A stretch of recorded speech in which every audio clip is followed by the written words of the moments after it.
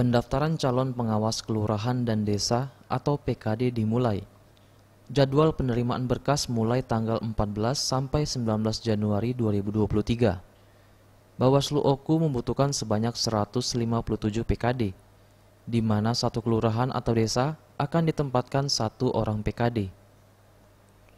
Ketua Bawaslu Oku Dewantara Jaya menjelaskan, proses pendaftaran dilakukan di kantor Panwaslu Kecamatan yang tersebar di Kabupaten Oku. Proses seleksi tanpa dilakukan tes tertulis. Yang dilakukan cukup 2 tahapan, yakni seleksi administrasi sebanyak 2 kali kebutuhan dan tahap akhir wawancara. Untuk kriteria PKD, Bawaslu Oku menegaskan mengutamakan calon yang memiliki pengalaman dalam penyelenggaraan pemilu.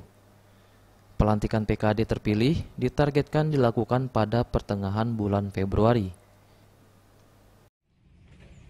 Pengalaman di PPS, di PKD sebelumnya atau di pengawas PPS itu yang kita utamakan. Tidak menutup peluang kepada yang baru yang memang mereka punya pengetahuan terhadap penyelenggaraan. Bagus Mihargo, Sriwijaya TV.